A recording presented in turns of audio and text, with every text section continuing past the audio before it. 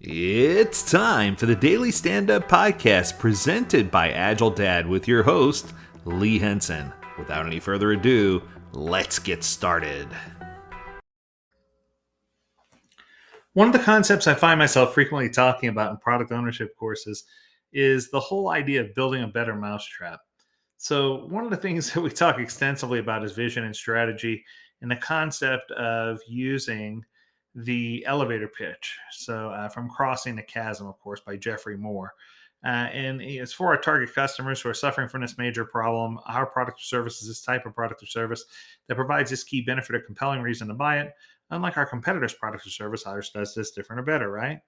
So when I start thinking about people who use examples in that exercise for products that already exist, I always ask them, what are the key differentiators? What are the things that separate you from the current models? Because the truth is, most of the time when people fail, according to Mark Cuban, he says they fail mostly because either A, they don't have a good elevator pitch to present what their product or service does and how it resolves issues, or B, they don't know their numbers. So either of which are, a huge penalty in my opinion. Yes. So I came across an article that someone sent to me. They referred to me, and it's by and I when I saw who it was by, I couldn't help but say I want to feature it on the podcast. It's by Vincenzo Lanza. I have affection in my heart for people from Italy. I don't know that he's from Italy, but the name is beautiful. And Vincenzo says he wrote an article called Agile Manifesto, but cool. I'll drop a link down in the bottom. And you can even go to it, agilemanifesto.cool.com. And here's what he's got to say. So basically, he saw the original page for the Agile Manifesto at agilemanifesto.org. And he was really interested. He says it felt really out of time and far away from the values and principles that were not expressed through the build of the original website. And he has a screenshot of the website. And what I can tell you is this website looks like it was built before the manifesto, right?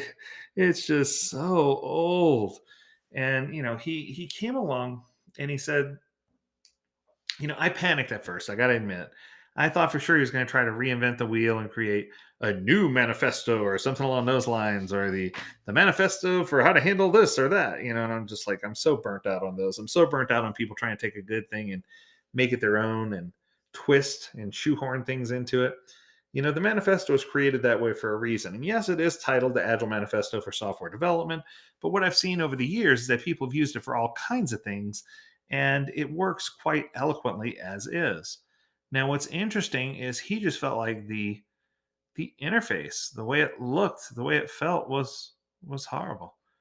So he took some time and he dedicated his knowledge of HTML and some cascading style sheet coding, and he figured out a different way to illustrate it. And I love the way he words this. He says, I created a little website called agilemanifesto.cool.com with the exact same information as the original website, but cool. Illustrated in a different way, in line with the trends of recent years. I just thought about that for a minute. I said, taking something that's old and modernizing it really isn't a bad thing. Lots of organizations do this. I was thinking of Disney with the Walt Disney World Railroad and how they updated all the track and updated the way, the train performs and where it goes. It's still the same steam engine, but boy, it gives you a modern day ride, right? And I think that sometimes when we look at this, it's important for us to look at life and say, are things good the way they are, or what can we do to have impact and make a difference?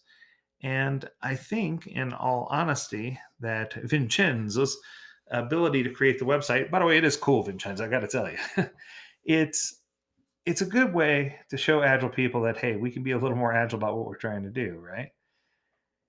And I think that it's with the same exact information, it just pushes you a little further. It makes you dig a little deeper to say, yeah, I get it. And it forces you to read a little more. It makes it more comfortable for you to look at, more comfortable for you to consume.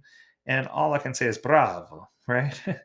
It's good. The site is good. The information is still the same. It's consistent. There were not any changes to the actual data. Although I'm a strong advocate for changing it from software to products and services, because I feel like Agile's not just about software anymore, But I think that we can plug in those words and we can make our own assessments about where we are and figure out what's going to work best for us. What I can tell you though is that there's always an opportunity. Vincenzo, I always say if there's an opportunity to make something better, go for it. In this case, you did, and you did well. So there you have it. AgileManifesto.cool.com. Go check it out. It's the same exact thing as AgileManifesto.org, except for it's cool.